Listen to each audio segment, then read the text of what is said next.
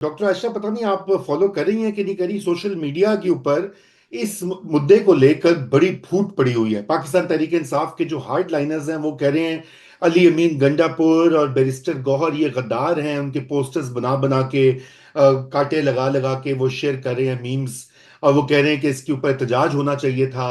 और इस्लामाबाद को डी चौक में आके जो है ना, दुनिया को पता लगता कि क्या हो रहा है इमरान खान के साथ। और उनको डॉक्टर्स नहीं जा रहे, उनकी मुलाकातों पे पाबंदी है। ड्रेकोनियन मेजर्स तो हैं, इसमें तो कोई दो राय नहीं है। तो आप इसको कैसा देखती हैं डॉक्टर आयशा? ये जाहिर बात है कि इसमें बड़ा क्लियर एक मिलिट्री का भी फुटप्रिंट है यहाँ पर, कि ये उन्हीं की लगता है कि हार्ड लाइन पॉलिसी जो है वो उन्होंने स्टार्ट की है।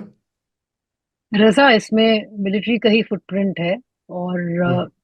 किसका फुटप्रिंट होगा? देखिए, एक तरफ से अफसोसनाक बात है कि हमारी एक मिलिट्री अथॉरिटेरियन स्टेट है। अ, तो एक तरफ तो ये मसला है, दूसरी तरफ पीटीआई का मसला ये है कि आई थिंक लीडरशिप की एक लैक ऑफ क्लैरिटी।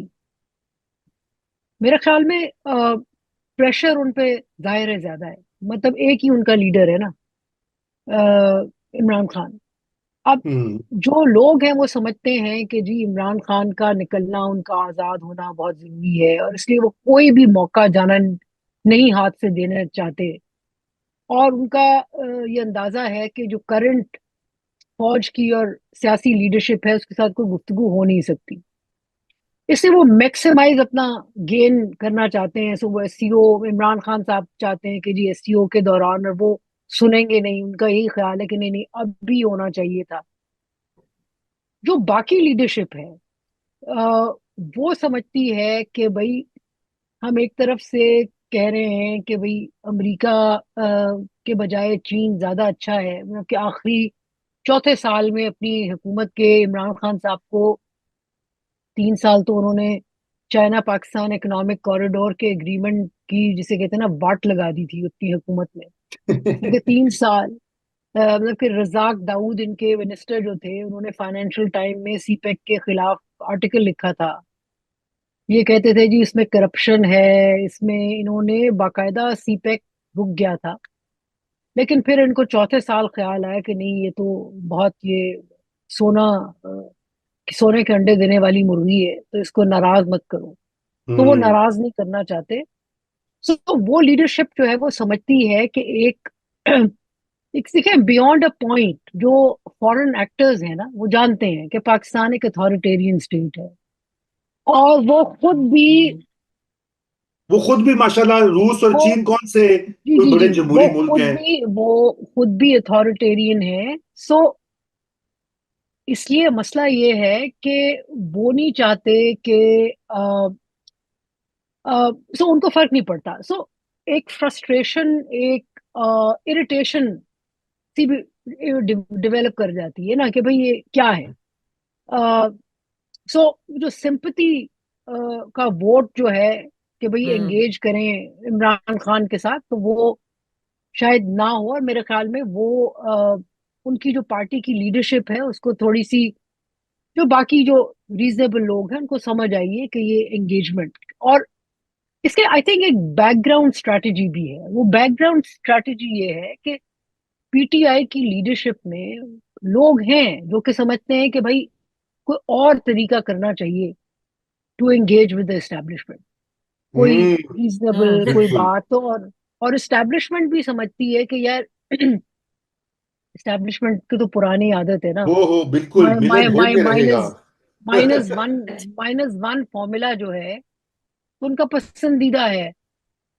तो लेकिन पीटीआई के साथ -1 चल नहीं सकता ना। जी।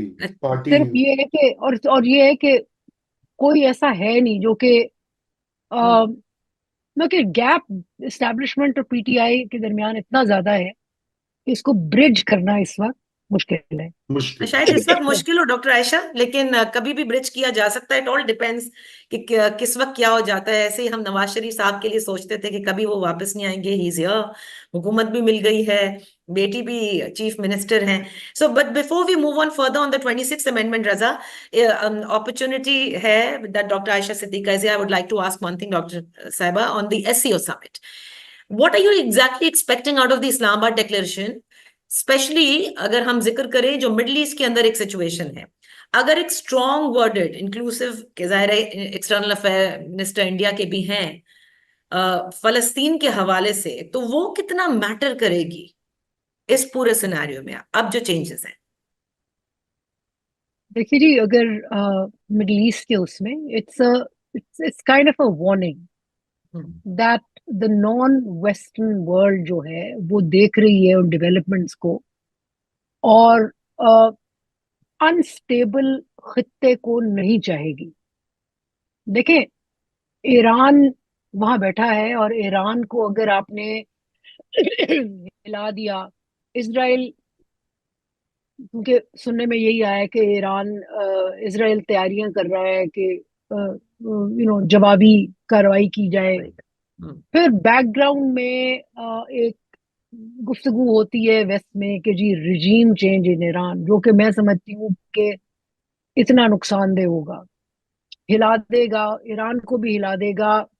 रिजीम चेंज तो होगी नहीं, लेकिन बाकी जगह जो है ना, सारा खित्ता हिल जाएगा, इंस्टेबिलिटी हम्म। शदीद आ जाएगी।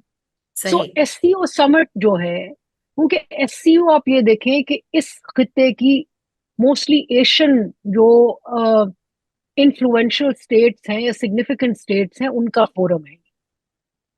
इसमें चाइना है, इंडिया है, सेंट्रल एशियन रिपब्लिक्स हैं, ईरान है, मिडल ईस्ट के कुछ ममालिक हैं।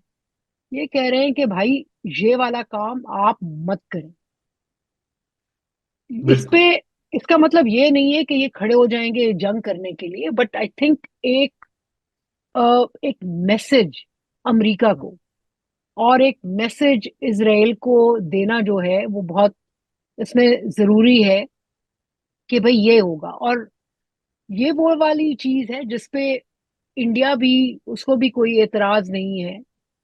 देखे ना, यूएई जो है, यूएई इसराइल के साथ ताल्लुकात भी हैं, डील भी कर रहा है, लेकिन सऊदी अरेबिया जो है, गजा से पहले जो था अब्राहमिक अकॉर्ड्स में शामिल होने की भी गुफ्तगू हो रही थी, वो अब भी उनके कंसिडरेशन है। लेकिन मसला ये है कि इसराइल को आप इजाजत नहीं दे सकते कि पूरे खित्ते को अनस्टेबल कर। सही। और बात यह कि वो इंस्टेबिलिटी है जो कि इसराइल को भी हिला के रख देगी। अ, लेकिन वो वो नेतन्याहू की अपनी मेजरमेंट्स हैं। अ, मुझे पता है कि SCO से हम आगे जाएंगे। एक और चीज जो कि मैं बार बार कहना चाहती हूँ कि आई थिंक जो आपकी ऑडियंस है वो भी समझे कि SCO एज अ फोरम खुद बहुत इंपॉर्टेंट है। हम्म। जयशंकर आए, वो इसलिए आए हैं, इसलिए नहीं कि कोई पीछे से कोई खिचड़ी पकड़ी है कि जी अब यही मौका है जफ्फियां डब मारने का। कोई जफ्फियां नहीं हो रही, मल्टालैटरल फोरम के लिए आए हैं। और वो इसलिए आए हैं कि कोई जूनियर मिनिस्टर आ नहीं सकता था। ये हेड्स ऑफ गवर्नमेंट का फोरम है, ये पहले भी जाते रहे हैं हेड्स ऑफ गवर्नमेंट के फोरम पे, इसलिए आए हैं। बहुत सारे हमारे जो हैं दाना या कम दाना दोस्त ये कहते हैं कि नहीं नहीं वो जूम पे भी कर सकते थे। नहीं, ऐसी बात नहीं है, क्योंकि अगर ये ना आते तो एक तो रशिया और China, they would have taken umbrage कि भाई ये क्या राइट। मजाक है, तुम एक सिग्निफिकेंट मुल्क हो तो सारे जब इकट्ठे हो रहे हैं तो तुम क्यों नहीं आ रहे। दूसरी बात ये है कि जूनियर मिनिस्टर को अगर हिंदुस्तान भेज देता तो ये चटनी वटनी बना के उसको खा पी लेते। सो एक रिस्पॉन्सिबल सीनियर मिनिस्टर का आना यहाँ जरूरी था। कोई ऐसी इसमें कोई जिसे कहते हैं ना कि पीछे से खिचड़ी नहीं पकड़ी। बायलैटरल इंडिया ने मांगा नहीं। बड़ी क्लियरली इसहाक डार साहब ने कहा कि भाई होस्ट जो है वो बायलैटरल ऑफर नहीं करता, जो गेस्ट आ रहे होते हैं वो करते हैं। चाइना ने मांगा है बायलैटरल, रशिया ने मांगा है, और 3-4 सेंट्रल एशियन रिपब्लिक्स ने मांगा है, उनके साथ गुफ्तगू हो रही है। हिंदुस्तान ने नहीं कहा, सो हिंदुस्तान के साथ नहीं हो रही। नहीं होगी, आए सही। हैं